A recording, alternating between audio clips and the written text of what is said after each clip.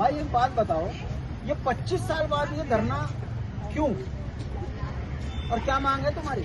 हमारी मांग है कि ये 12% रॉयल्टी है वो टीरी को, जरा जोर से बोलो, जवान लड़के हो यार। 12% रॉयल्टी है वो टीरी को मिलना चाहिए, जो टीटीसी के द्वारा। क्यों मिलनी चाहिए? भाई हम लोग ने देश के लिए बलिदान दिया है, हम लोगों ने अपना सब कुछ गंवाया है। और ये हनुमंतराव कमेटी में भी स्पष्ट लिखा था, जब इन्होंने टीरी डैम बना रहे थे ना, तो इन्होंने ये कमेटी बनवाई थी, हनुमंतराव कमेटी है, उसमें स्पष्ट लिखा था इन लोगों ने कि टीरी के जो विस्थापित और जो टीरी से प्रभावित है उनको बिजली पानी फ्री मिलेगी। और आज वो कहीं ना कहीं मिल नहीं रही है, तो कहीं ना कहीं हमारे साथ ये चालू है।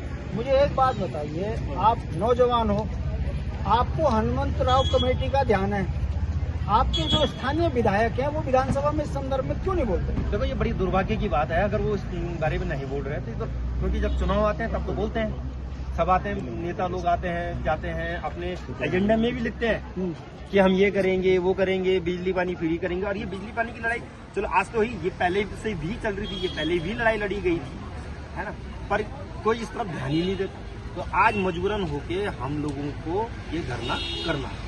सर भाई 26 दिन हो गए आपको यहाँ बैठे हुए, ईमानदारी से बताना कितने जनप्रतिनिधि आपके इस धरने को समर्थन दे रहे हैं और क्या समर्थन दिया और क्या वादा किया? जनप्रतिनिधि के नाम पे तो हमारे सभासद जी मानवेंद्र रावत भाई, बड़े भाई, इसके तो खून में उत्तराखंड है। बिल्कुल, इनके इसे छोड़ो, इसे छोड़ो। आपका विधायक कहाँ है? नहीं, गायब है। हमारा जो विधायक है वो गायब है। क्यों? क्योंकि उन्हें पीड़ा ही नहीं है, टीरी की पीड़ा नहीं है, उन्हें खाली अपनी कुर्सी चमकानी है, उन्हें अपनी कुर्सी की चिंता है, टीरी की कोई चिंता नहीं है। ये जो हनुमंतराव कमेटी है, ये जिन 25 साल बाद बाहर आया है और वो भी नौजवान बच्चे जो हैं ये बोल रहे हैं, मैं आपके किसी भी जनप्रतिनिधि के मुंह से ये नहीं सुन रहा हूँ, ना मैंने कभी विधानसभा में सुना कि टिहरी के लोगों को बिजली पानी फ्री मिलना चाहिए, हम देश को पानी दे रहे हैं। आपने पूरी संस्कृति सभ्यता सब डुबाकर देश के लिए समर्पण कर दिया। हनुमंतराव कमेटी भी बोल रही है कि इनको फ्री मिलना चाहिए, सुविधाएं मिलनी चाहिए। आपका जनप्रतिनिधि विधानसभा में नहीं बोलता, क्या इसको आप अपना फेलियर मानते हो या क्षेत्र का फेलियर मानते हो? कहीं ना कहीं फेलियर हमारे क्षेत्र का है, क्योंकि उन जनप्रतिनिधियों को हमने चुन के भेजा है, तो कहीं ना कहीं ये हमारा ही फेलियर है। लेकिन अब जनता जाग चुकी है, आगे से ऐसी गलती जनता नहीं करेगी, मुझे लगता है। क्योंकि अब टीरी की जनता जब खुद ही लड़ाई लड़ती है तो जनता को पता है कि अब किसको चुनना है, किसको नहीं चुनना है, किसको यहाँ रोकना है और किसको भेजना है, ये जनता अच्छे से जानती है। और जनता अपना मानवेंद्र भाई, कैंडिडेट भेजेगी। आप उत्तराखंड आंदोलन से भी जुड़े रहे, क्षेत्रीय मुद्दों पर आप बड़े मुखर रहते हो। 26 दिन हो गए आपको यहाँ बैठे हुए, क्या ये उत्तराखंड का दुर्भाग्य है कि हर मांग के लिए धरने प्रदर्शन करने पड़ेंगे? सबसे पहले तो बड़े भाई मैं आपका धन्यवाद करूंगा कि आपने जो ये टिहरी में 12% की रॉयल्टी के लिए जो आंदोलन टिहरी की जनता के द्वारा किया जा रहा है, आपकी पार्टी के द्वारा हमें समर्थन दिया गया। चूंकि आप पूरे उत्तराखंड के जो हमारे ज्वलंत मुद्दे हैं, जो हमारे क्षेत्र की जितनी भी समस्या होती है उसे प्रमुखता से उठाते हो, और इस पूरे उत्तराखंड की जो क्षेत्र की पीड़ा है, हम आपको सोशल मीडिया के माध्यम से भी देखते हैं, चैनलों के माध्यम से भी देखते हैं कि आप पूरे उत्तराखंड की जो पीड़ा है उसको उठाते हो। और निश्चित ही आज अगर आप टिहरी में आए हो और जो टिहरी वासियों की जो पीड़ा है, इस पीड़ा को आप पूरे प्रदेश के अंदर उठाओगे।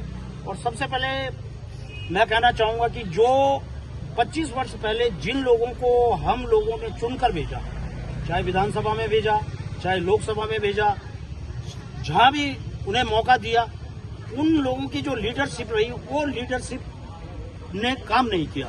वो लीडरशिप आज से 25 साल पहले जब टिहरी का बाजार खाली हुआ तब भाजपा की गवर्नमेंट थी, जब T2 बंद हुई तब कांग्रेस की गवर्नमेंट थी। ऐसा हम नहीं कह सकते कि एक सरकार ने, दोनों की सरकारें राज्य बनने के बाद रही है यहाँ पर। लेकिन जो भी हमारे टिहरी विधानसभा के 6 विधायक रहे होंगे, मंत्री रहे होंगे, इन्होंने किसी भी प्रकार से विधानसभा में ये क्वेश्चन नहीं लगाया, सब उठाया कि भाई कि कितने बड़े विश्व स्तरीय बांध जो बना है उस पर जो यहाँ के लोग हैं उन लोगों को 12% की रॉयल्टी उन लोगों को मिलनी चाहिए।